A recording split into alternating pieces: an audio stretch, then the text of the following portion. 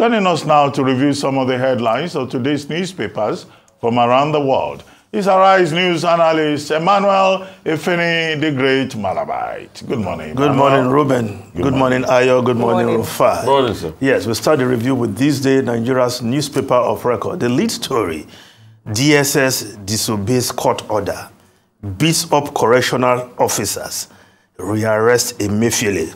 Suspended CBN governor pleads not guilty, granted 20 million naira bail. Ezekwesili Hiriwa blast DSS over former Apex Bank governor's arraignment. Yes, of course, we've been talking about this all morning. We saw it live yesterday. The shameful display by the officers of the Department of State Services disobeying court order in broad daylight before the whole world, because that event was beamed across the world. Those who watched Arise TV across the world, they saw that shameful event live yesterday.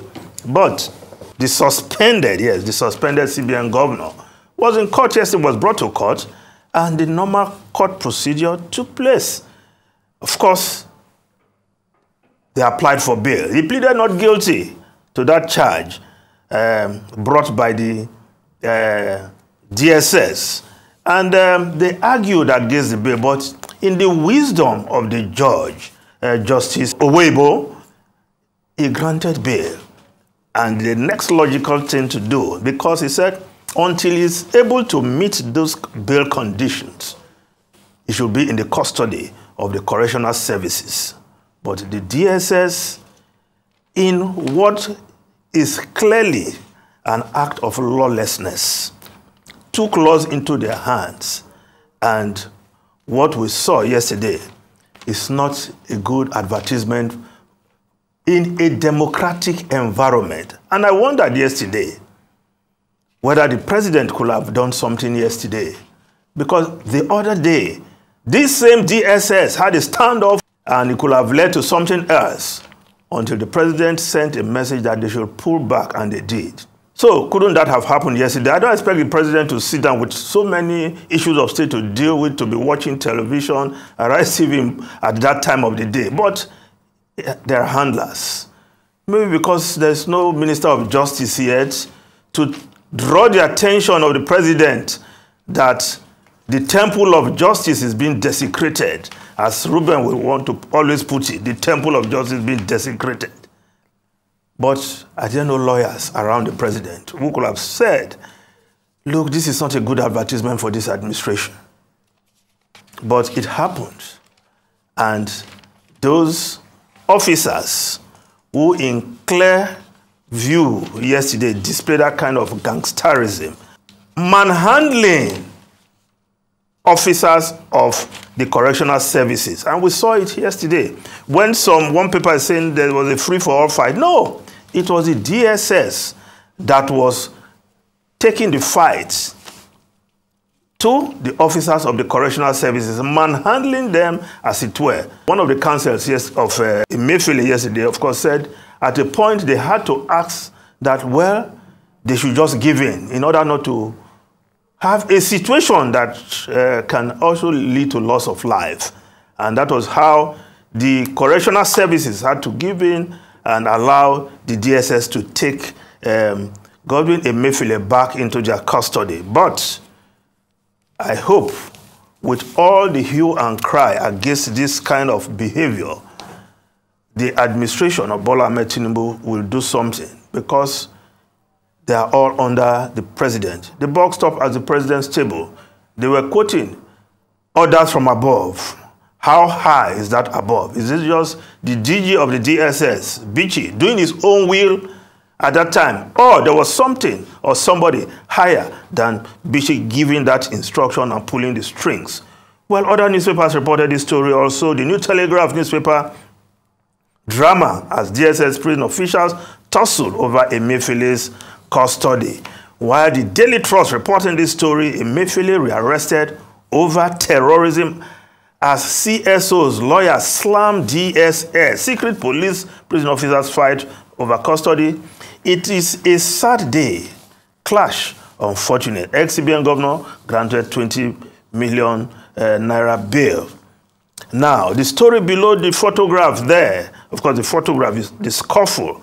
See DSS officials manhandling that officer of the Correctional Services. 48 hours to deadline. Tinubu yet to send ministerial list to Senate. List will reach us within 2 days. Senate leader will beat the deadline. Presidency.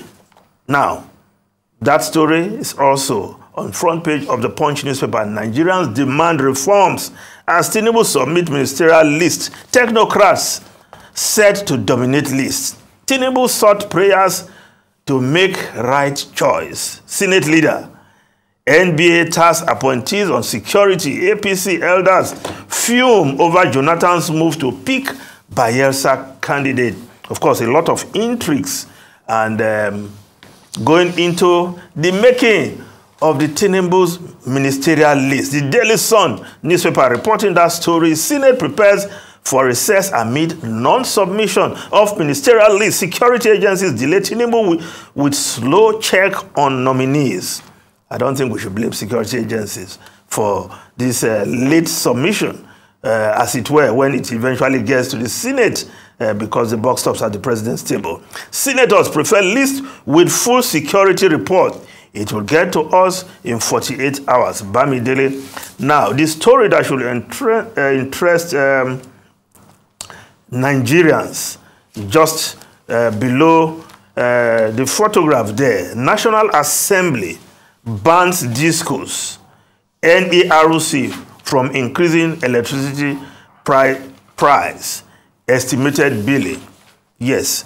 Well, if the discos are talking about, of course, right pricing of electricity, they should also ensure that every consumer has a meter so that you don't give somebody what you call estimated billing, because more often than not, they are collecting money for services not delivered from persons who are not metered yet. And that should be priority. And the National Assembly weighing in on that matter. Now, the Nation newspaper, ministers, Tinubu, Moss, San, ex-governors, technocrat, others. Senate leader, president list ready tomorrow. Now, the Guardian newspaper, CBN, on new route to inflation control, raises interest rate on banks' deposit. Yes, the rates were raised yesterday, and whether that will indeed control the inflation left to be seen. Now, the foreign newspapers quickly. The Guardian newspaper, the Guardian of UK now. UN calls for phone ban in schools to protect well-being of children. Report warn of impact on learning and dangers of the digital revolution. Of course, a report released yesterday. The UN report states that smartphones should be banned from schools to tackle classroom disruption, improve learning, and help protect children from cyberbullying. That's a major report from the UN. And of course, UNESCO, the UN's Educational Science and Culture Agency, said the excessive use of mobile phones was linked to reduced educational performance, and that high levels of screen time had a negative effect on children's emotional stability. I hope the educational authorities in Nigeria will also take note of this report from the United Nations. Now, the Times of London, number 10, wants NatWest boss to quit over Farage. Of course, she has since stepped down. Yeah. Yes. Dame Rose, and the chief executive of NatWest, Alison Rose, yes, has, of course, stepped down because having revealed that she was indeed the one that leaked the account details of Nikki Farage to BBC. Well, she has also termed her own action as a serious error of judgment. Ruben, Rufai, and Ayo. I mean, what she did was totally abhorrent, and you should have some level of privacy with your banking in the first place. And if she did leak Nigel Farage's account, then she should go for it. I mean, she did not act right as a leader, and then she should face the music, pure and simple. There's a story I want to talk about that is not on the front page, and I deliberately want to talk about the story because now Senator Adams Oshiomhole has come out to apologize. And I want us to investigate that matter further. In an interview, I think on Sunday, he said that when he came into the National Assembly, he met the place looted. That most of the other lawmakers are taking most property out of that place. That he even had to buy his own television in the place. All of a sudden, he's backtracking on that. You know, and I'm deliberately bringing this story out. Because his colleagues felt he threw them under the bus. Because his colleagues felt he threw them under the bus. Yeah. But I think what we should investigate is what is the truth of the matter. The question is, was the place looted? Did he meet any item to be able to use in the place? Because you see, part of the argument this $70 billion naira is for is that most of them want to replace materials that we think should be there that were bought in the last assembly. But they're no longer there. No, but the Senate gave further explanation. What you're calling looting, that after 4 years, every year those items lose value by 25%. In 4 years, they have no value. Senators, senators are asked to pay to take them away. Either you pay in cash or the amount is deducted from your severance package. So at the end, why did to use the word looting will not just be the word. Why did Oshiomhole is new to the Senate, you know. Why did he say it was looted? And more investigation must be done because we must see the end of the matter. Because if he had not been caught on camera, he will have come probably at the end, like all politicians do, and blame journalists and say he was quoted out of context. Okay, two quick things. The first one is a climate change effect. Analysts have confirmed that what we're seeing in Southern Europe, temperatures at over 40 degrees centigrade, causing problems in Grenada, Rhodes Island, in Greece, you know, families, residents having to stay on top of their roofs to quench fires, is an indication that climate change is a serious problem. Now, what is even frightening is that it has gone all the way to Algeria.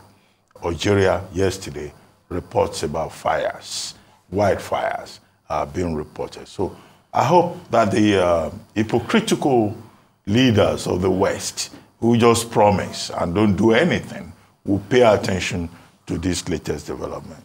Second point you raised, UNESCO, raising a concern about the effect of technology. And they're saying that there must be a human-centered vision with regard to the deployment of technology, which, let's face it, has been very beneficial to humanity.